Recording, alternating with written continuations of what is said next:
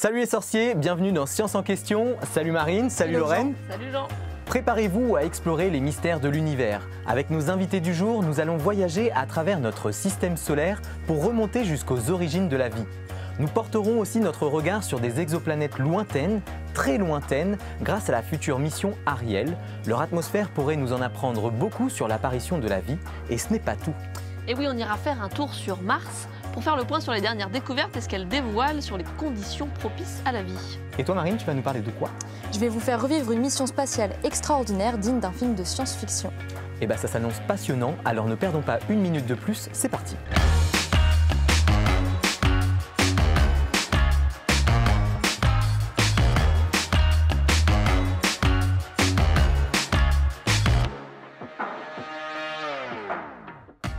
L'étude de la vie dans l'univers est un sujet scientifique pointu, alors nous avons fait appel à une pointure du domaine. On a le plaisir de recevoir Christian Mustin. Bonjour. Bonjour. Bienvenue sur le plateau de Science en question. Alors vous êtes expert en exobiologie, exoplanètes et protection planétaire au CNES. Le CNES, c'est le Centre national d'études spatiales. Alors je ne suis pas sûr que l'exobiologie, ça parle à tout le monde. Est-ce que vous pouvez nous donner la définition de cette science? Oui, alors c'est pas vraiment une science, c'est un domaine scientifique. Okay. Donc c'est comme les racines grecques l'indiquent, exo ça veut dire à l'extérieur, et puis biologie, l'étude des sciences de la vie, donc l'étude du vivant. Donc c'est la recherche de vivants ailleurs que sur Terre. C'est un vaste domaine, ça rassemble quelle discipline?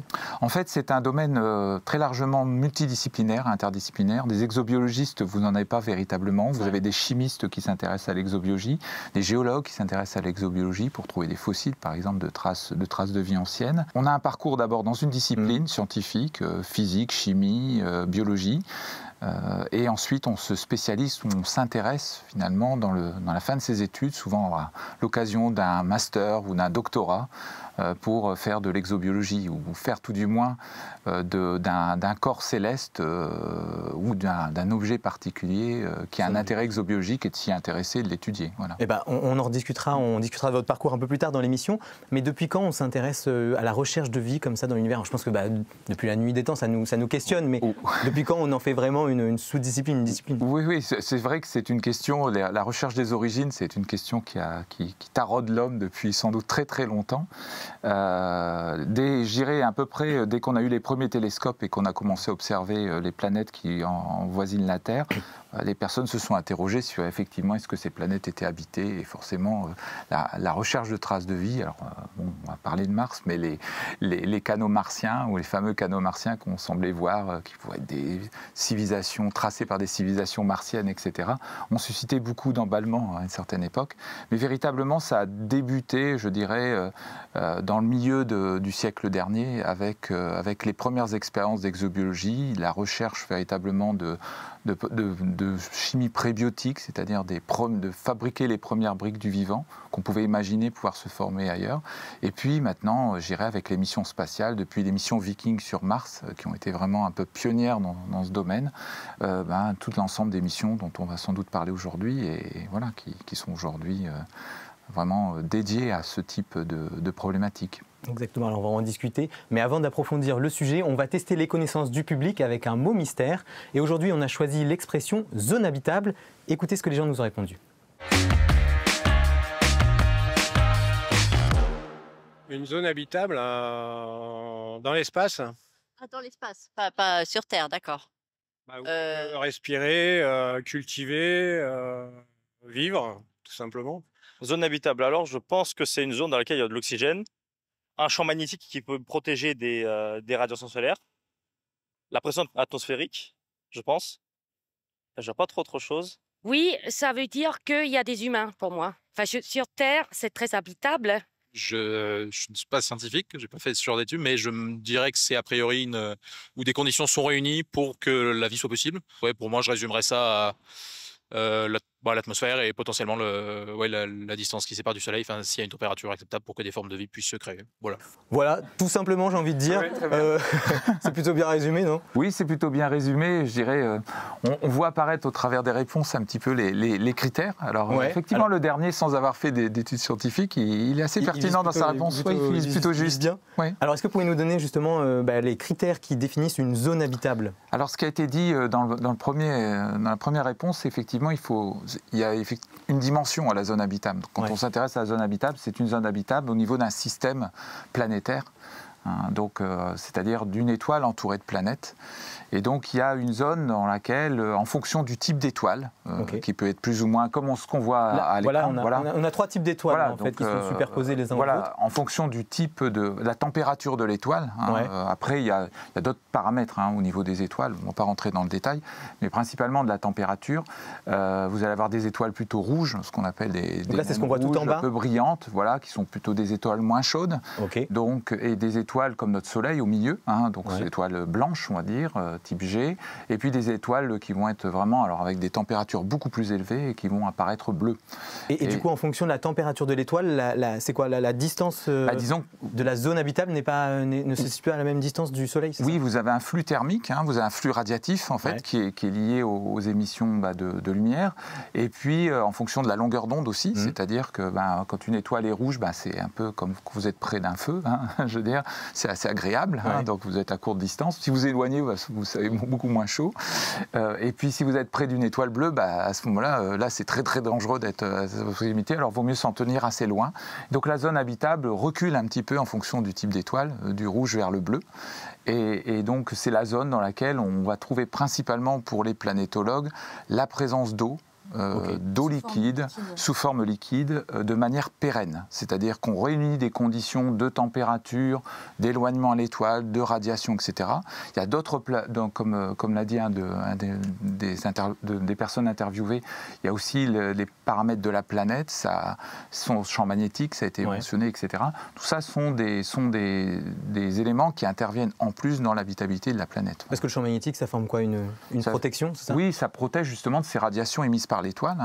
Notre Soleil nous envoie en permanence des particules chargées, etc. Et notre champ magnétique les dévie, les collecte dans ce qu'on appelle la magnétosphère et nous évite de les recevoir directement sur la tête. Alors, quelqu'un a dit qu'on trouvait de l'oxygène dans les zones habitables. Est-ce que c'est toujours le cas? Est-ce que c'est un critère? Non, parce que la Terre a été très tôt dans une zone habitable, puisque la vie a pu apparaître et puis a pu s'y développer, donc principalement avec la présence d'eau, mais sans oxygène dans l'atmosphère. La moitié de l'histoire de la Terre, plus de la moitié de l'histoire de la Terre se fait sans oxygène. Alors, donc, si je résume, d'avoir de l'eau liquide, avoir un champ magnétique, être dans une zone habitable, c'est ce qui peut être propice au développement d'une vie, mais ce n'est pas les seuls éléments. Il faut des molécules aussi, il faut des briques de base. C'est quoi ces briques de base? Oui, je dirais que là, on a un élément qui est essentiel, je veux dire la zone habitable, la distance à l'étoile,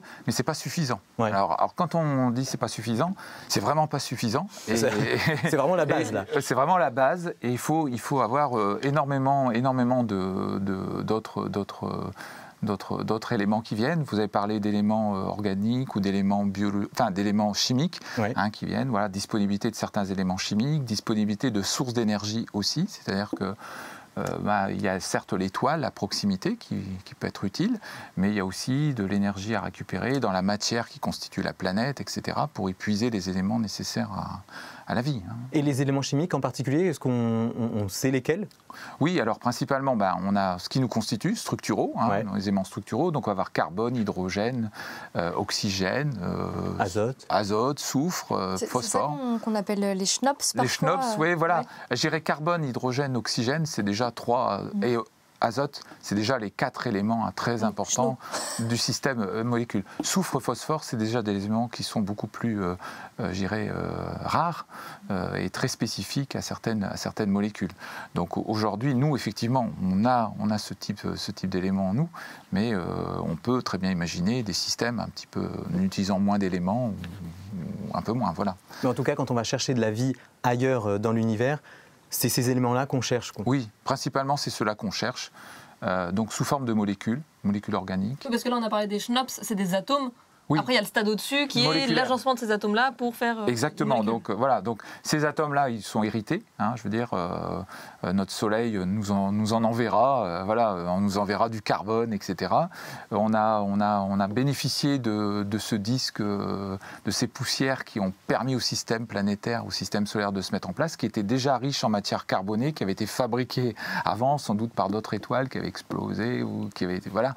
Donc il y a plusieurs scénarios. Moi, je ne suis pas spécialiste dans ce domaine-là, mais bon, on gère un héritage en quelque sorte, puis ça a été recondensé sur Terre, et effectivement, comme vous l'évoquiez, sous forme de molécules, mais ces molécules sont déjà présentes avant que les planètes se forment, et ce sont des molécules qui ont été façonnées au voisinage des étoiles, sur des poussières formées de glace ou de matériel un peu rocheux, carbonate ou silicate. Oui. On va le découvrir, oui. En fait, ces molécules, on les trouve ailleurs que sur Terre. Lorraine va nous aider à y voir plus clair. Elle nous emmène en balade dans le système solaire. C'est parti. Mais alors Christian, je vous propose qu'on reste local, alors local à l'échelle de l'univers, puisqu'on ne va pas aller très loin, on va aller sur Mars pour l'instant. Déjà, juste pour reprendre les bases, aujourd'hui on a énormément d'informations sur Mars. Qu'est-ce qui fait qu'on s'est intéressé à Mars en premier lieu, plus qu'à d'autres planètes ou d'autres astres, d'autres objets du système solaire? Principalement, je l'évoquais tout à l'heure avec les télescopes, c'est un objet visible que vous pouvez voir à l'œil nu. Voilà, parmi les planètes qu'on peut voir à l'œil nu, donc jusque Saturne, donc les planètes principales du système solaire, on peut les voir à l'œil nu. C'est une planète qui a une couleur un peu caractéristique, je dirais, donc elle est étrange en fait quand on la voit. On voit cette couleur orangée. Alors on l'a surnommée planète rouge, mais à bien la regarder, c'est plutôt une couleur orangée. Comme la ville rose. Oui, voilà. Tout à fait.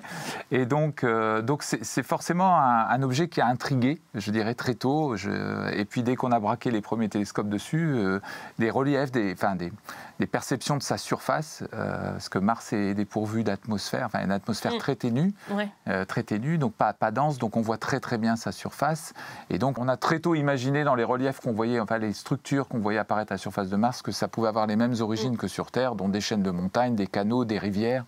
Voilà, tout le monde a imaginé, c'était dans l'imaginatif. On a retrouvé effectivement des traces en allant explorer ces surfaces martiennes, de dunes, de roches, de dépôts, qui ressemblent à des paysages un petit peu terrestres. Alors certes désertiques, mais Et sur la composition de Mars, est-ce qu'on a trouvé justement ces briques élémentaires dont on parlait juste avant? Oui, les briques élémentaires, on les a, entre guillemets. Donc oui, les briques élémentaires, on les a.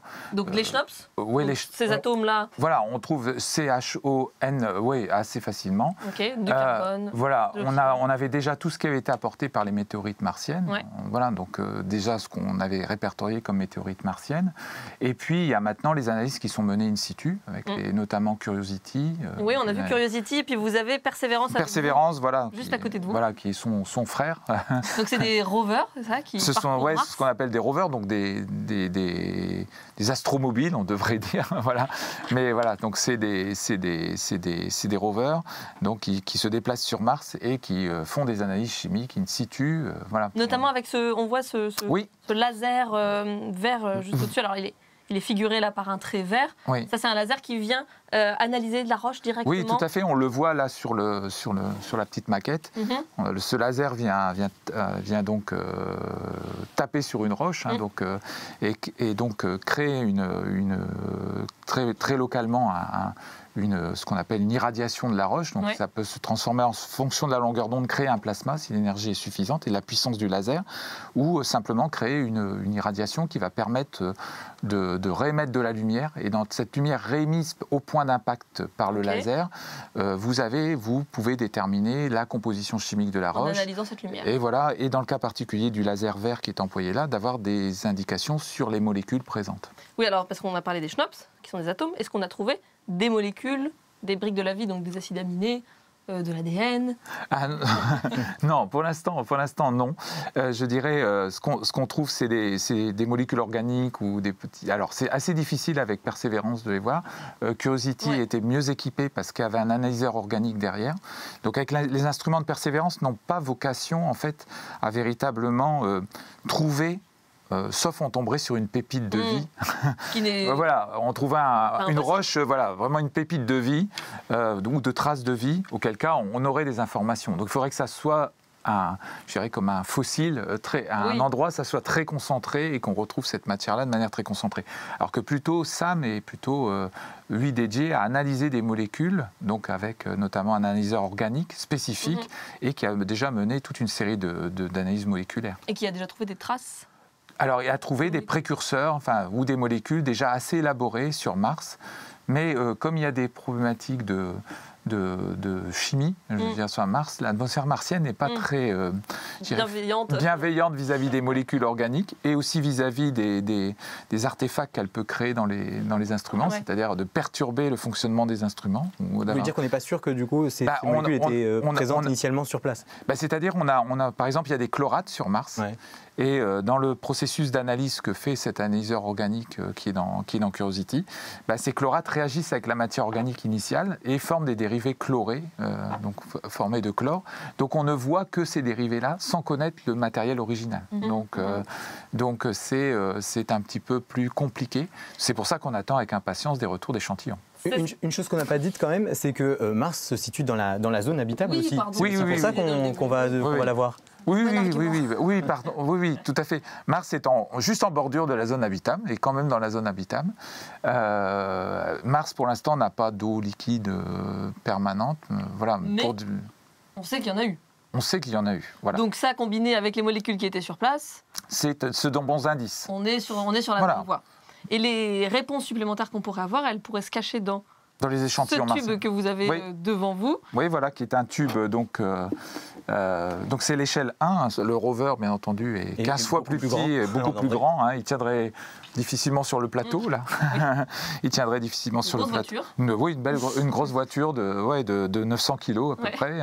Voilà, donc, et donc, elle a ramassé de la poussière martienne, des éléments de la surface de Mars qu'elle a mis dans ces petits tubes. Voilà, vous avez sur le bras articulé du rover une petite foreuse qui est équipée d'un petit forêt qui va chercher à environ une vingtaine de centimètres de profondeur des échantillons de roches et qui les achemine dans ce tube échantillon que vous voyez là. On a vu une photo, elle en a laissé un peu partout. Voilà, là vous avez les échantillons qui ont été pondus par cette sorte d'insecte quand même quand vous regardez. Oui, c'est vrai. C'est une petite forme d'insecte, 6 pattes, un abdomen derrière. Voilà. Alors, on ne va pas rentrer dans le détail de la mission pour ramener ces échantillons, mais en tout cas, ce n'est pas pour tout de suite. Non. Ce serait d'ici une dizaine d'années. La date actuellement retenue, mais qui est en cours de discussion, parce qu'il y a quand même un peu de difficulté à mettre en place toute la mission, il ne faut pas le cacher. C'est coûteux, c'est compliqué techniquement.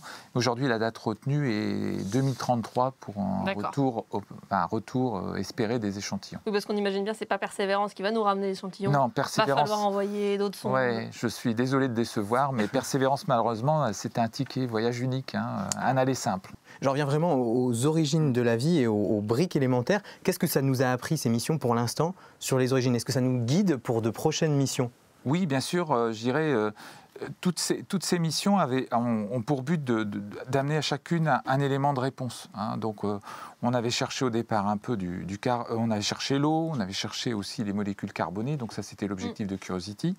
Là, on va ramener des échantillons. Donc, on espère trouver des traces de vie à l'intérieur. Donc, en plus des données, les signaux géologiques qu'on pourrait avoir, donc des informations géologiques sur la formation de Mars. Oui, quand on dit des traces de vie, on n'espère pas retrouver déjà des petits bonhommes verts, clairement. Non, clairement pas. Non. Ni des bactéries. Non, on ne parle pas de martiens. C'est quoi? C'est vraiment les molécules je dirais, qu'on pourrait espérer trouver. Aujourd'hui, très sincèrement, par rapport aux capacités du rover pour prélever, on sait qu'on prélève assez proche de la surface. Donc on gratte un petit peu. On sait que Mars a quand même une atmosphère assez oxydante. Donc voilà, on va sans doute récupérer des vestiges de vie, vraisemblablement, tel qu'on l'espère, dans les échantillons martiens. Il faudrait aller forer beaucoup plus profondément. C'est là où la vie pourrait se cacher sur Mars.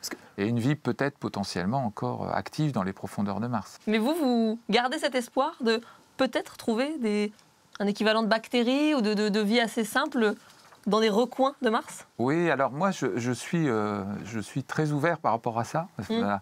Je ne vous vends pas de la science-fiction. Hein, je veux dire, voilà. Ouais. Je pense sincèrement qu'il y a possibilité de ça. Et surtout, d'un point de vue scientifique, si on découvrait une deuxième genèse sur Mars, un peu différente de celle qu'on connaît sur Terre, ça serait fantastique parce que ça nous remettrait à plat le modèle du vivant terrestre. Bon, là, on a parlé essentiellement de Mars. Je rappelle qu'il y a beaucoup d'autres candidats à la vie dans le système solaire. On s'intéresse notamment aux lunes de Jupiter, aux lunes de Saturne. Vous, là, si vous devriez mettre un billet sur une de ces lunes, un de ces astres. Pour faire une mission spatiale. Pour faire une mission spatiale où vous dites, tiens, là, il y a quelque chose à trouver. Oui, alors, très clairement... Titan, c'est déjà fait. Il y a une mission Dragonfly qui part. Voilà, lune de Saturne. Donc celle-là, elle est déjà prise. Moi, je mettrais un ticket sur Encelade, sur une toute petite lune de Saturne aussi. Alors, j'aime bien Saturne, mais bon, voilà. Mais surtout parce qu'elle est dans une zone où les radiations, contrairement à Europe, hein, je veux dire, qui est une des lunes glacées, avec des océans potentiellement sous une calotte glaciaire, océans salés, et moins dans la ceinture radiative de la planète. Et donc peut mieux protéger. Donc c'est plus facile d'aller la visiter. Ce qui ne veut pas dire qu'il n'y aurait pas potentiellement de la vie sur Europe. Bien sûr. Merci beaucoup, Christian. Les scientifiques ne se limitent pas à Mars pour aller découvrir de la vie ailleurs dans l'univers. On va voir qu'ils rivalisent même d'ingéniosité pour aller étudier d'autres corps célestes. Marine va nous en dire plus. Effectivement, on ne s'arrête pas à Mars pour étudier les origines de la vie. Les scientifiques s'intéressent aussi aux astéroïdes. Mais pourquoi on étudie les gros cailloux de l'espace, si je peux dire? Eh bien parce que ces cailloux ne sont pas seulement gros, ils sont aussi très vieux. Certains ont le même âge que notre Soleil, environ 4,5 milliards d'années. Et finalement, un peu comme en archéologie, s'intéresser au passé peut nous en apprendre plus sur le présent. Donc en analysant la composition des astéroïdes, les chercheurs espèrent trouver des indices pour mieux comprendre la formation de notre système solaire, mais aussi pour mieux comprendre comment la vie émerge de manière plus générale. Et on les étudie comment, ces gros cailloux de l'espace? Eh bien, ça paraît assez dingue, mais on va les chercher directement dans l'espace. En tout cas, c'est le défi que s'est lancé l'agence spatiale japonaise, la JAXA. Le 3 décembre 2014, elle a envoyé une sonde spatiale qui s'appelle Hayabusa 2 pour collecter des échantillons sur l'astéroïde Ryugu, en orbite autour du Soleil à environ 300 millions de kilomètres de la Terre. Alors, ça fait une petite trotte. La sonde a mis 4 ans pour rejoindre sa destination. Elle est arrivée en 2018. Et pourquoi cet astéroïde-là en particulier? Notamment pour 2 raisons. C'est un astéroïde de type C et il est de petite taille. Alors, ça veut dire quoi un astéroïde de type C? Ça veut dire qu'il est notamment riche en carbone et en eau, 2 éléments qui jouent un rôle important dans l'apparition de la vie. Et pourquoi on s'intéresse à sa taille? Eh bien déjà, je précise que quand je dis petit, il fait quand même 900 mètres de diamètre, mais pour un astéroïde, c'est assez petit, suffisamment petit pour qu'il ne subisse pas les processus d'échauffement qu'on observe dans la formation des planètes et qui transforment la matière. Donc la matière de l'astéroïde, elle est intacte, ce qui fait de Ryugu un témoin du passé bien conservé. Et comment la sonde, du coup, a pu collecter les échantillons alors? Ça s'est fait en plusieurs étapes. D'abord, elle s'est approchée de l'astéroïde. Pour se repérer au sol, elle a largué un émetteur, une petite sphère qui a fait un nuage de poussière. Et ensuite, elle a aspiré les échantillons grâce à un bras télescopique. Mais c'est pas fini. Après ça, Hayabusa 2 a largué des explosifs pour créer un cratère sur l'astéroïde et collecter des échantillons plus profondément dans le sol. Donc c'est assez dingue. Je mentais pas finalement quand je disais que les scientifiques avaient de l'ingéniosité pour aller recueillir les échantillons. Et ils ont prélevé quelle quantité alors? La sonde a prélevé 5,4 grammes de matière. C'est l'équivalent d'une cuillère à café. Ça paraît très peu dit comme ça, mais en fait c'est bien plus que ce qu'on espérait. Les capsules d'échantillons sont revenues sur Terre en décembre 2020 et les premières études sont plutôt prometteuses. Alors je précise que l'objectif initial de la mission, c'était pas forcément d'étudier la vie, mais dans cette petite cuillère à café, des chercheurs ont quand même découvert plus de 20 000 molécules organiques qui contiennent du carbone, de l'hydrogène, de l'oxygène, du soufre et de l'azote, donc une bonne partie des schnops qu'on a évoqués tout à l'heure. On a aussi retrouvé plein d'acides aminés, mais surtout les scientifiques ont découvert de l'uracile, qui est une base azotée présente dans l'ARN qu'on retrouve pratiquement chez tous les êtres vivants. Et évidemment, quand on retrouve sur les astéroïdes les briques essentielles à l'apparition de la vie telle qu'on la connaît sur Terre, on peut imaginer que c'est peut-être la collision avec ces astéroïdes qui aurait pu être à l'origine du vivant sur notre planète. En tout cas, la mission Hayabusa 2 a été une réussite et on peut dire qu'elle a apporté sa pierre à l'édifice. Parfait, merci beaucoup Marine. Là on parle d'un astéroïde, mais les scientifiques étudient aussi les météorites, donc ce qui tombe sur Terre pour étudier les origines de la vie. Et là aussi on retrouve des molécules du vivant dessus. Oui, bien sûr, vous retrouvez ces acides aminés dans les météorites qui ont déjà été étudiés, Murchison, etc., pour ne pas les nommer. Vous retrouvez ce type de molécules. Simplement, là, il y a une confirmation que ce qu'on avait dans les météorites n'était pas de la contamination terrestre, mais bien pouvait provenir du matériel originel. Très bien. Merci Marine. Christian, vous restez avec nous. Oui. Continuons notre voyage dans l'univers, quittons le système solaire, direction des mondes lointains pour y trouver des indices sur l'origine et la présence de vie. Notre prochaine invitée travaille au CNES. Nous embarquons avec elle à bord de la future mission spatiale baptisée Ariel. C'est parti. Bonjour Pascal Danto. Bonjour. Installez-vous, ravi de vous accueillir dans le studio de Science en Question. Alors vous êtes responsable de la participation française à la mission Ariel. Et Ariel, c'est le nom de la nouvelle mission de l'ESA. L'ESA qui est l'agence spatiale européenne. Et sa mission, c'est d'aller voir des exoplanètes. Est-ce que vous pouvez nous rappeler ce qu'est une exoplanète ? Alors, une exoplanète, c'est une planète qui est à l'extérieur du système solaire. Et donc, très très loin, on sait que la première étoile la plus proche de notre système solaire, c'est Proxima du Centaure. On est déjà à peu près à 4 années-lumière de chez nous. Et on va aller encore plus loin, analyser les atmosphères en réalité. Alors, j'allais y venir, oui, justement. Voilà. Donc, parce que Ariel, c'est le nom de la mission, mais c'est aussi le nom du télescope, de la sonde qu'on envoie. Oui. Quelle est sa mission? Alors, c'est ça, étudier les atmosphères des exoplanètes? Eh bien, c'est ça. Parce qu'à l'heure actuelle, on connaît à peu près 5000 exoplanètes. Donc, on les a découverts il n'y a pas très longtemps, il y a une trentaine d'années. Mais plus ça va, plus on en connaît de plus en plus. Mais on ne connaît pas encore ce qui compose leurs éventuelles atmosphères. Donc James Webb commence à regarder ça un petit peu. Le télescope. Et nous, le télescope, oui. Et nous, avec Ariel, on va aller plus loin et on va analyser l'atmosphère de 1000, peut-être un peu plus, exoplanètes qu'on aura choisies auparavant. Alors, Christian, Pascal disait 5000 exoplanètes. Pour nous, comme un des mortels, 5000, on ne sait pas si c'est beaucoup, pas beaucoup. Ça représente... Ça représente quoi? C'est beaucoup quand on est parti au départ d'une seule découverte. Voilà. Mais aujourd'hui, on sait très bien que c'est qu'une infime partie des exoplanètes existantes autour des étoiles, différentes étoiles dans notre système, dans notre Voie lactée. Donc voilà, aujourd'hui c'est une infime, très infime partie de l'immense bestiaire de planètes qu'il peut y avoir dans notre galaxie. Est-ce qu'il y a forcément des planètes autour de toutes les étoiles qu'on voit dans le ciel? Alors, forcément des planètes, je ne sais pas, mais on estime qu'il y en a au moins 2, 2,5. Donc, il faut imaginer, là... À 2,5 planètes. C'est une moyenne. C'est une moyenne. C'est une moyenne. Donc, il y en a qui vont en 3. avoir 10, et puis d'autres, 1, et on va faire une moyenne Parce que comme sinon, ça. la demi-planète... Non. Oui, c'est vrai. On parle comme ça, nous, en chiffres. Mais l'idée, c'est vraiment de regarder le ciel maintenant et de se dire, bah oui, je vois des étoiles, plein d'étoiles.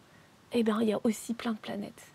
Et d'aller voir plus précisément ces planètes. Qu'est-ce que ça pourrait nous aider à comprendre, d'étudier comme ça l'atmosphère des exoplanètes?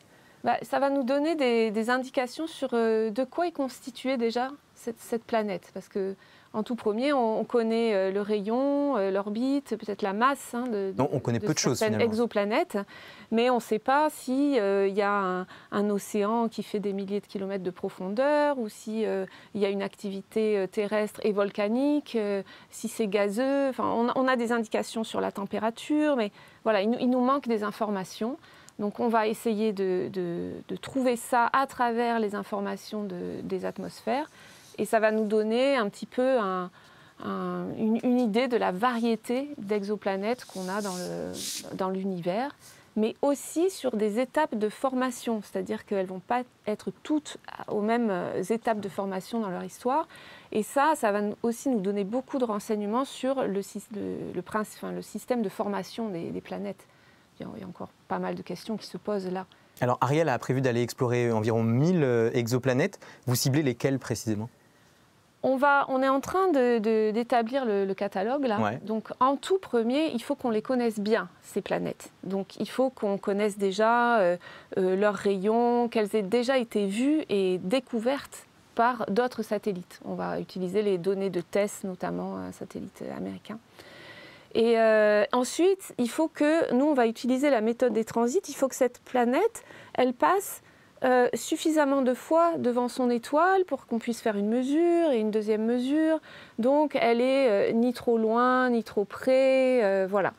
Et puis après, on va choisir tout un tas de planètes différentes. On ne va pas, par exemple, se focaliser sur la zone habitable, parce que ce n'est pas de la vie qu'on recherche au départ. Bien sûr, on va trouver des choses, je pense, extraordinaires, mais on va essayer d'avoir toute une variété différente de planètes. Voilà, donc. L'idée, c'est de balayer large, quoi. C'est ça, balayer large et avec voilà, le plus d'informations déjà connues au départ. Comme ça, nous, on se concentre juste sur la partie atmosphère. Alors, le télescope n'a pas encore été envoyé, hein, c'est prévu pour quand? 2029, la date de tir. Si tout se passe bien, mais je vous le souhaite. Mais 2029, la date de tir. Et donc, une fois qu'il sera envoyé, où est-ce qu'il va aller, ce télescope? Alors, on va le placer comme beaucoup de satellites qui regardent comme ça l'univers. On va le placer au point de Lagrange numéro 2. Donc, nous, on appelle ça en L2. On va en L2. On voit là, on a un schéma et voilà, à peu près L2 donc, où ça se situe. On va dépasser l'orbite de la Lune et on va se mettre à un endroit où déjà on peut voir le fond de l'univers avec le moins de pollution lumineuse possible. C'est ça l'intérêt de se mettre ici. On a le derrière nous, on a le Soleil, donc ça c'est un intérêt. Ouais. Un autre intérêt, c'est que c'est une toute petite orbite, on va être très stable au niveau de la thermique. Donc on va pouvoir vraiment avoir des conditions de stabilité. On ne passe pas d'un moins 300 degrés à un plus 300 degrés. C'est ça, exactement. On va rester à peu près stable. Et puis, ça va nous permettre de pointer dans une direction, là, pendant longtemps, voilà, avec le plus de stabilité possible, le moins de pollution lumineuse possible. Donc, c'est ce qu'on cherche quand on regarde l'univers. Alors, je voudrais qu'on comprenne un peu plus précisément comment on va analyser l'atmosphère de ces exoplanètes. Parce que là, finalement, on a dit en L2, c'est proche de la Terre quand même, mais c'est très éloigné des exoplanètes. Donc, pour collecter la lumière, il y a déjà un miroir à bord du télescope, mais ce n'est pas le seul instrument. Qu'est-ce qu'on trouve d'autre à bord? On collecte, donc déjà on a un télescope assez grand, le diamètre c'est à peu près 1 mètre. Okay. Et plus c'est grand, plus on va avoir un nombre important de photons, de lumière donc, qui va rentrer dedans. Ensuite, il y a des miroirs qui collectent cette lumière et qui vont condenser le flux lumineux on le voit là, à l'instant, vers l'instrument, les instruments, mais l'instrument dont on va parler ici, c'est le spectromètre, qui va, lui, décomposer la lumière avec un prisme en différentes longueurs d'onde. Et en fonction des longueurs d'onde, vous arrivez à faire un lien avec la composition? Oui. En fait, dans l'infrarouge, on est dans l'infrarouge, donc dans plutôt les longueurs d'onde qui sont lentes, comme ça. Eh bien, les molécules vont absorber la lumière un petit peu différemment. La molécule d'eau, par exemple, elle absorbe la lumière différemment de la molécule de CO2. Et nous, on va récupérer ces signatures moléculaires. Quelles molécules on espère trouver dans l'atmosphère de ces exoplanètes? En tout premier, on va chercher l'eau, bien sûr. Ok. Et puis, on n'espère rien, à vrai dire, mais on a une plage de longueur d'onde, justement, de couleurs, qui va nous permettre de détecter pas mal de molécules, dont H2O, CO2, le méthane, des molécules qui vont être intéressantes aussi pour se savoir si peut-être on va avoir une biosignature. Ça, c'est pas un mot que j'aime dire, mais... Par exemple, Christian, si on prend par exemple le soufre, qu'est-ce que ça peut nous apprendre sur une planète? Si on détecte du soufre dans l'atmosphère d'une exoplanète? D'activité volcanique, vous voyez, par exemple, voilà, les émissions soufrées, etc. Après, il y a de l'H2S, ça pourrait être lié à de la décomposition aussi de matière organique ou de choses différentes. Bon, là, de là en avoir des quantités détectables dans l'atmosphère, ça, c'est une autre histoire. Donc, je pense que Pascal a raison. On y va avec les yeux d'un découvreur. C'est-à-dire, on va laisser les spectres tels qu'ils sont. On verra les bandes qui apparaissent. Et à partir de là, on commencera à discuter sur les bandes qui sont présentes et leurs proportions relatives, c'est-à-dire plus ou moins de celle-ci, celle-là. Voilà. Et ça, c'est pour ça qu'on n'attend pas quelque chose en particulier. Mais vous savez que vous allez trouver quand même. Voilà, donc on en apprendra plus, quoi qu'il arrive. Oui, on en apprendra plus. Et sincèrement, on voit déjà ce que James Webb nous ramène là, les récoltes. Avec, ils ont découvert du diméthylsulfure là, qui a priori est une molécule transformée. Enfin, sur Terre, elle vient de la vie. Ok. Voilà. Donc finalement, c'est des traces indirectes qu'on pourrait trouver de la vie. Alors C'est- voilà, après, Oui, est-ce que ça veut dire qu'il y a de la vie? Oui, C'est C'est toujours vraiment, pareil. mais- Voilà, Mais c'est extrêmement intéressant et du coup, ça va permettre de se poser encore plus de questions. Et puis encore une fois, ça permet après d'orienter les recherches pour aller cibler encore plus précisément une exoplanète plus qu'une autre ou un type de planète plus Ouais. qu'un autre.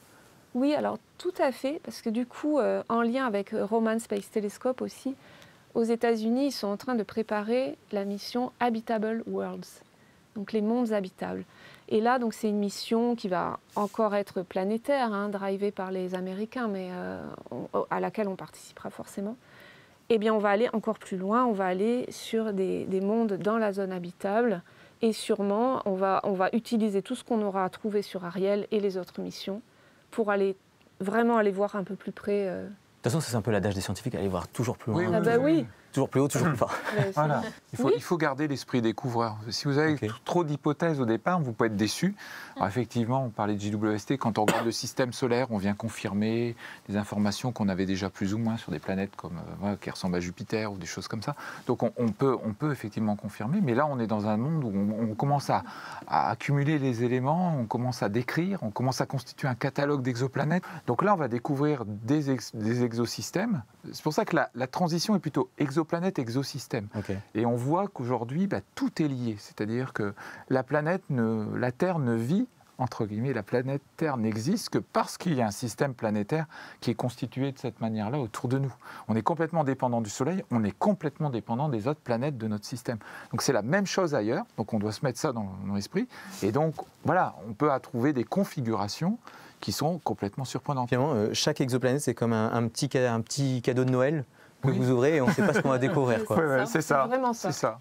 Oui, c'est vraiment ça. Ok, bon bah super, merci. Alors moi je suis clairement passionné par ce que vous racontez et je pense que Lorraine et Marine aussi, mais on a voulu savoir si tout le monde partageait notre point de vue. Regardez. Bien sûr, je comprends, on veut pas se sentir seul dans l'univers, c'est normal. Je pense qu'on veut savoir si on a des voisins assez proches de nous ou pas. Non, moi je comprends pas parce que je pense qu'il faudrait plutôt chercher à comment mieux vivre sur la planète Terre, quoi. Sachant que les ressources, elles sont épuisables, je pense que c'est pour ça aussi qu'on commence à s'intéresser à une vie possible ailleurs. À cause de la pollution, je suppose. Parce que si la planète elle est plus habitable, faudrait peut-être aller autre part. Personne peut dire ouais, je suis pas intéressé par ça. Même parce que je trouve que c'est des gens, ça forme des opinions un peu fortes. Des gens qui sont contre ou même des gens qui sont très pour, et je pense que c'est ça. Je pense que c'est très humain et que du coup ça nous stimule pas mal. On a un esprit tous un peu, je pense, un minimum qui aime aller vers l'inconnu et découvrir de nouvelles choses. Qu'il y ait une vie extraterrestre, moi je préfère pas y penser parce que je sais pas où ça peut nous mener. Je sais pas si c'est quelque chose vraiment de positif, donc moi je préfère pas savoir. En tout cas, on n'a pas eu de mal à récolter des avis des passants sur cette question. Il y a plusieurs idées qui sont exprimées comme moteur pour aller chercher ces nouveaux mondes, dont simplement la curiosité humaine, notamment on irait chercher des planètes habitables pour y vivre quand la nôtre ne sera plus vivable. C'est un concept qu'on voit beaucoup dans la science-fiction notamment. Est-ce que c'est un moteur qui est comment dire, c'est un mythe total ça, ou c'est une option à long terme? Ça vraiment, c'est pas le moteur de la recherche en exoplanète actuellement, du tout. On n'en est pas là. Elles sont très loin, encore une fois, des années-lumière. On n'a pas la technologie pour y aller. Donc, et puis, c'est vraiment le moteur, c'est vraiment comprendre plus. Il faut imaginer qu'on a découvert la première il y a 30 ans. Il y a 30 ans, c'était hier. Et du coup, c'est mais il y a autre chose là. Allons voir. Allons découvrir, allons comprendre mieux notre propre système solaire. Et dans le système solaire, il n'y a pas de risque qu'on aille installer une base sur Mars Alors oui. Reconstruire une civilisation. Non. Mon prédécesseur disait que c'était criminel de penser ça. D'accord. Voilà. Ouais, c'est radical. Il le considérait comme ça, qui occupait le poste que j'occupe avant, donc Michel Viseau, pour ne pas le citer, que vous avez déjà fait passer dans l'émission.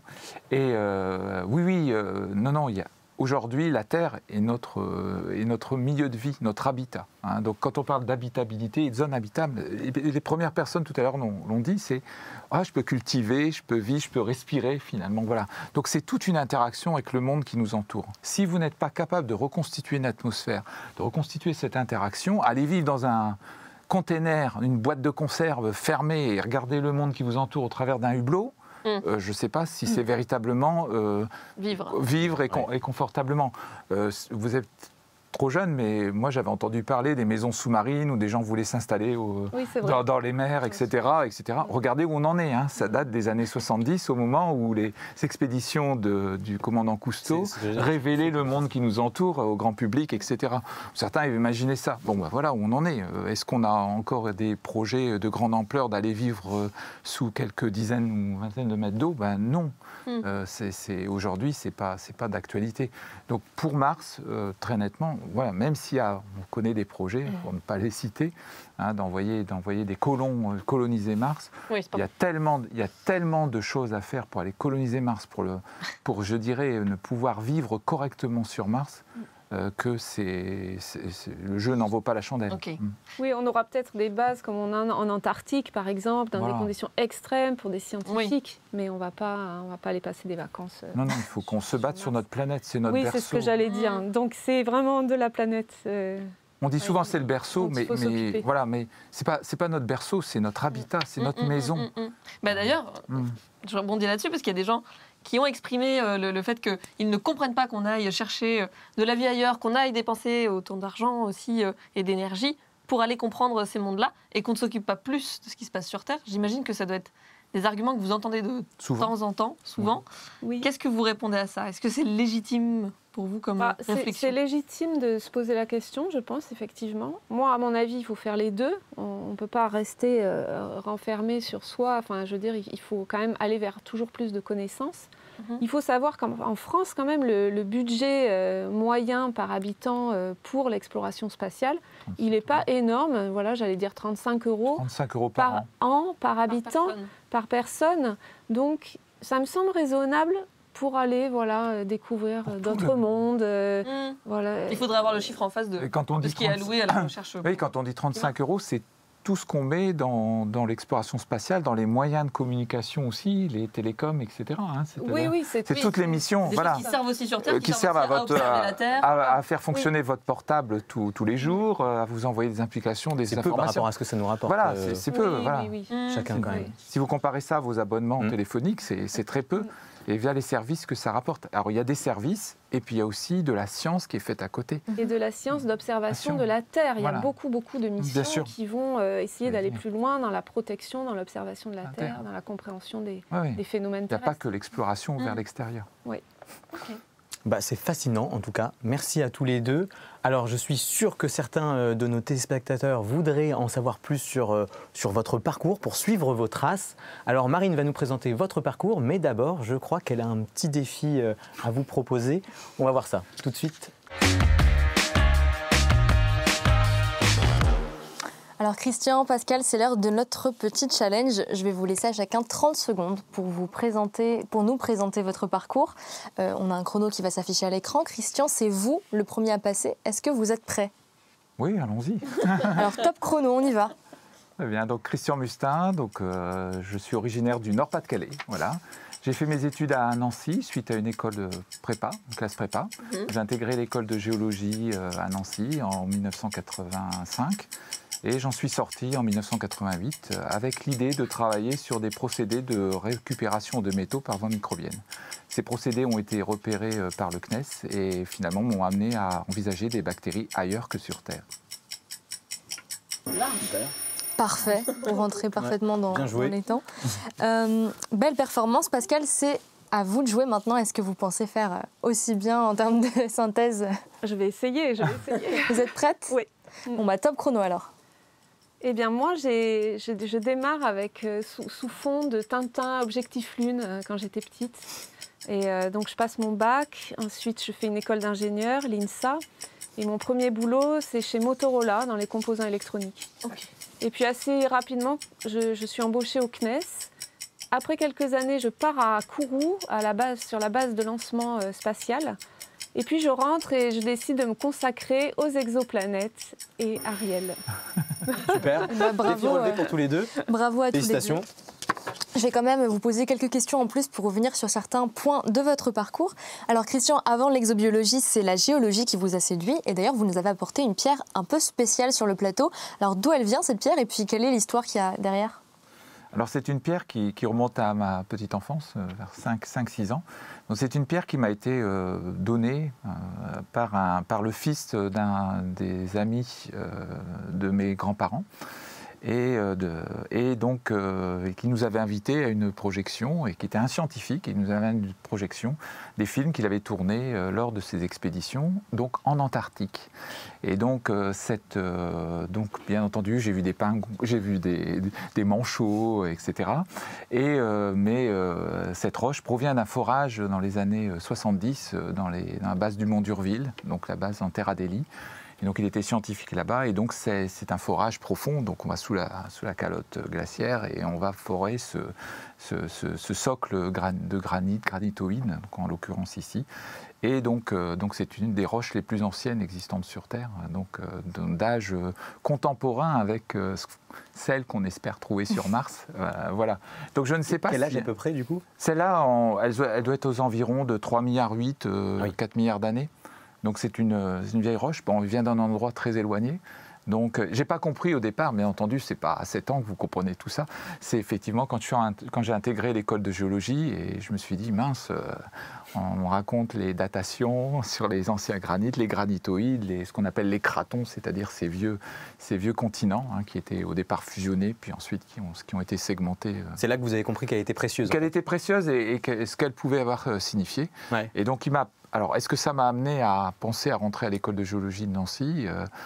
Peut-être pas, inconsciemment. Inconsciemment, sans le savoir. Inconsciemment, sans le savoir, mais j'ai toujours eu de souvenirs dans la bibliothèque ou dans les argentiers, comme on appelait les argentiers, on exposait la vaisselle, mais il n'y avait pas de vaisselle, des roches et des cailloux qui étaient là et qui trônaient dans la vitrine et que je regardais souvent en raison de leur texture, en fait, puis de leur couleur, etc. Et à l'époque, vous ne vous en doutiez pas, mais c'est la géologie. Et puis, après votre spécialisation dans l'extraction des métaux, qui vous a amené vers le spatial. Regardez l'image qui va s'afficher à l'écran. Ah oui. On a évoqué Mars tout à l'heure. En quelques mots, comment vous vous êtes retrouvé sur ce projet Mars Sample Return? Alors, ce projet-là, il s'appelait Mars Premier. En fait, c'était une initiative à l'époque d'un projet franco-américain.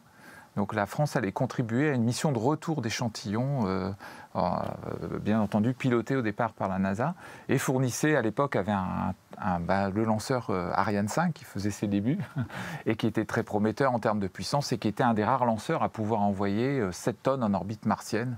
Donc il y avait un pacte, en fait, un pacte d'intérêt, je dirais, et qui a amené à concevoir cette mission-là. On pourrait presque croire l'affiche d'un film. Oui, l'affiche d'un film, mais cette mission-là, si vous regardez bien l'affiche en détail, avec le lancement, vous voyez l'orbiteur, là, avec ce petit bouclier, alors qui était une initiative du CNES aussi, qui s'appelle de l'aérobraking, donc de l'aérocapture, qui permettait de venir... flirter avec l'atmosphère de Mars pour freiner et se mettre en orbite directement. Puis ensuite, un rover américain qui se pose sur la surface de Mars, qui récupère les échantillons qui sont envoyés, l'orbiteur qui récupère les échantillons. Scénario, finalement. En fait, vous avez le scénario de MSR qui était là. Voilà, en 1999, 2000, les années 2000.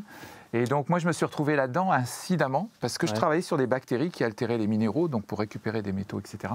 Et qu'un astrophysicien, donc je peux nommer Michel Morette, qui m'a appelé un jour en disant « Écoutez, je travaille sur des vers, alors des micrométéorites récupérés en Antarctique. » Tiens, encore l'Antarctique. Vous commencez à faire des liens entre plein de choses. Et j'ai des figures de corrosion à l'intérieur qui pourraient être expliquées par des traces d'activité biologique. Et il me dit « J'ai trouvé votre nom, on m'a donné votre nom parce que vous êtes apparemment la personne de référence là-dessus. » Et effectivement, je devais être un des rares à travailler sur l'altération de ces minéraux. Et le CNES m'a repéré à ce moment-là lors d'une conférence parce que j'avais été invité par Michel Morette à y participer. Alors Christian, vous avez travaillé avec les Américains. Vous, Pascal, c'est au Venezuela que vous avez passé une petite partie de votre parcours puisque vous avez fait un stage là-bas. Qu'est-ce que vous avez étudié là-bas ? J'étudiais des composants pour fabriquer possiblement des panneaux solaires. On était dans ce domaine-là de recherche. Ouais. Et ça a duré combien de temps ? Et ça a duré 4-5 mois. C'était mon stage de fin d'études.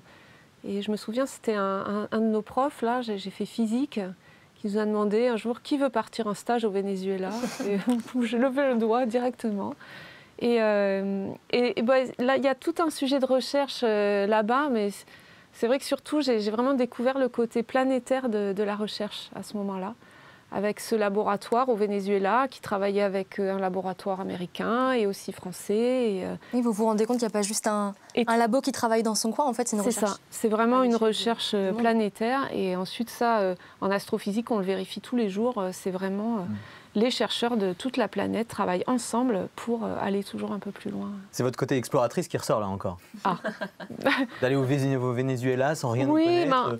Oui, c'est vrai que j'ai ce côté-là. Je pense que ça m'a été aussi donné par mes parents. Hein. Ouais. On partait en caravane. C'était vraiment la génération, là, 68. Explorer l'Europe. Et voilà, sans peur. En fait, c'est vraiment... c'est vraiment l'envie de découvrir. Ouais, okay. C'est ça. Et du coup, une nouvelle culture, des gens différents. Aussi. Et aujourd'hui, donc vous êtes arrivé dans le milieu du spatial. Et la particularité du spatial, c'est qu'on fait de nouvelles découvertes tous les jours, presque. Oui. Alors qu'en général, le temps de la recherche, c'est plus long. Dans beaucoup de disciplines, il faut beaucoup plus de temps. C'est motivant de se dire qu'on avance très vite comme ça. C'est sûr, c'est incroyable. C'est super motivant de lire les news spatiales. Il y en a toujours... Et que ce soit au niveau exoplanète ou astrophysique en général, hein, l'univers, la constitution de l'univers. Oui, ça va très très vite, très très vite. Ouais. Quand on a discuté en préparant l'émission, vous m'avez confié que quand vous étiez petite, vous rêviez d'être exploratrice. Et Christian, que vous aviez des étoiles plein les yeux en regardant les premiers pas de l'homme sur la Lune à la télé. Donc finalement, travailler dans le spatial aujourd'hui, est-ce que c'est pas un peu des rêves d'enfance qui se réalisent pour vous deux ? Oui, moi, je pense que ça s'est pas fait en ligne droite et je me suis pas dit je vais devenir exploratrice dans le spatial. Mais à la fin, cette place que j'ai là, elle me convient complètement. Ouais. Oui, moi aussi, c'est pareil. Je dirais, c'est pas une ligne droite. Un garçon, il est toujours assez indécis. Je voulais faire un tas de choses, etc. Mais effectivement, je me suis dit, c'est bizarre. J'ai fait de la géologie. Finalement, je me suis intéressé. Je me suis spécialisé dans les micro-organismes pour altérer des minéraux. Donc, il m'a amené à faire de la microbiologie. Et c'est ça les petites bêtes qui m'ont ramené dans le spatial. Et effectivement, d'avoir été... je me souviens de mon grand-père, d'avoir allumé le poste pour voir l'homme marcher sur la Lune et les missions spatiales sur un poste en noir et blanc qui mettait du temps à chauffer. On ne regardait pas la télé, donc c'était exceptionnel. Et donc, oui, c'est resté gravé dans... Et je tiens à les remercier, c'est resté gravé dans mon esprit. Et quand le CNES m'a dit, tu viens avec nous, on va discuter avec les Américains sur les projets de retour d'échantillons martiens. Waouh. Je suis rentré de là. En fait. Voilà, c'est un moment où vous ne pouvez pas... Tout ce télescope, quoi. Vous vous dites... Après, vous refaites la trajectoire et vous vous dites, il n'y a rien de linéaire là-dedans. Et en fait, c'est comme la vie, c'est plein de petites choses aléatoires. Voilà, c'est un moment, il y a des éventails, qui s'ouvrent et puis des éventails qui se referment et puis toc, ça part. Voilà. Puis moi, j'ai un gros message là-dessus, en fait. Hein. C'est vraiment, ça vous fait vibrer, cette exploration, là, ça vous appelle. Suivre son instinct, quoi. Ouais. Eh bien, allez-y. Et faut pas se mettre de barrières. Il y a tellement de métiers dans le spatial qu'il faut des personnes qui découpent l'alu pour faire le squelette du satellite.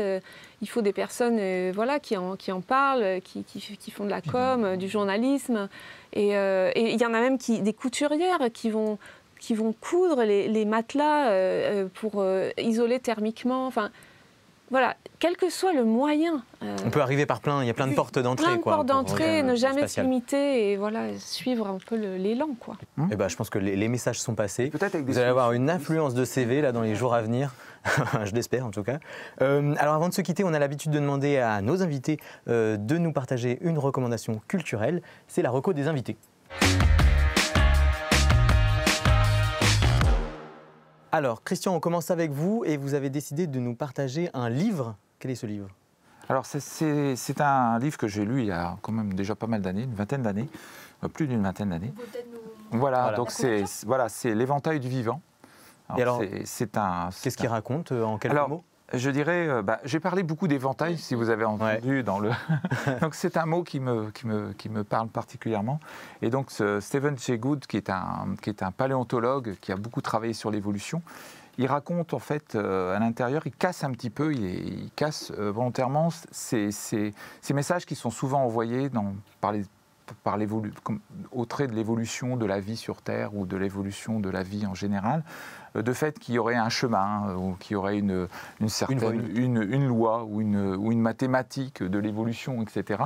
Et lui, il parle plutôt d'éventail de possibilités. Donc il revient sur une vision beaucoup plus, alors qu'on appelle statistique, de possibilités. Et qu'en fait, il dit c'est au gré de l'ouverture et de la fermeture des éventails que se créent des champs de possibilités et qu'au moment, simplement en se réduisant par les contraintes environnementales, apparaissent et tout le monde marche dans le même chemin. Donc la grande et j'avais renoté, coché un petit endroit, j'avais retrouvé dans le livre puisqu'en préparant l'émission, et voilà, par rapport à l'évolution et par rapport à ça, il dit ceci, une erreur commune réside dans le fait que nous pensons une tendance comme le mouvement d'une entité dans une certaine direction, alors qu'elle est peut-être la conséquence secondaire d'un accroissement ou d'une diminution des variations au sein d'un système, de l'ouverture ou de la fermeture de l'éventail des possibles. D'accord ? Et ça, par rapport à l'écologie et par rapport à tout ce qu'on vit sur Terre, c'est ça qui est d'actualité, c'est terriblement d'actualité. Donc je le conseille, et ça vous remet vraiment par rapport à ces visions très déterministes, qui sont quelquefois, comme on le disait avec Pascal, on n'a pas forcément une hypothèse très stricte, je veux dire, on ne va pas chercher forcément quelque chose, on va découvrir. Et ça reste dans cet esprit-là, et je trouve que le message envoyé par ce livre est tout à fait percutant. C'est accessible même si on n'est pas scientifique ? Oui, parce que justement, il a fait l'effort, d'ailleurs il le dit dans sa préface, il fait l'effort de dire « Oh là là, c'est un concept compliqué, comment je vais l'expliquer ?» Et vous verrez à l'intérieur, si vous le lisez, il y a de très très belles images qui sont employées pour expliquer ce concept qui est effectivement assez fondamental. Vous, Pascal, vous avez plutôt choisi de nous partager une chaîne YouTube, laquelle ? Oui, moi j'ai découvert il y a quelques années, enfin assez récemment, la chaîne Balade mentale de Théo Drieux. Et je trouve que c'est extrêmement important de partager toutes les découvertes et les avancées de la science. Et donc, vraiment, si vous avez un moment, c'est un quart d'heure, 20 minutes max, en images, avec des explications très simples de sujets scientifiques divers. Donc, il y a beaucoup de choses sur l'astrophysique, les exoplanètes, mais aussi toute l'astrophysique. J'ai été fascinée, moi, par quelques épisodes sur la physique quantique. Il y a vraiment une capacité là à expliquer des choses extrêmement compliquées de façon simple. Et voilà, et puis tout un tas de sujets sur le monde sous-marin, la géologie, etc. Et comment, en 20 minutes, on peut rentrer dans un univers scientifique qu'on ne connaît pas, être au fait des dernières actualités de façon simple, imagée. Donc, oui, je suis fan. Super. Bon, nous, on n'aura pas fait 20 minutes, mais c'était tout aussi intéressant. Et ça, c'est génial. Oui. Donc, merci d'être venus sur le plateau de Science en Question. Merci à tous les deux. Merci à vous d'avoir regardé cette émission. On se retrouve bientôt pour d'autres découvertes, d'autres explorations scientifiques. À bientôt. Ciao les sorciers.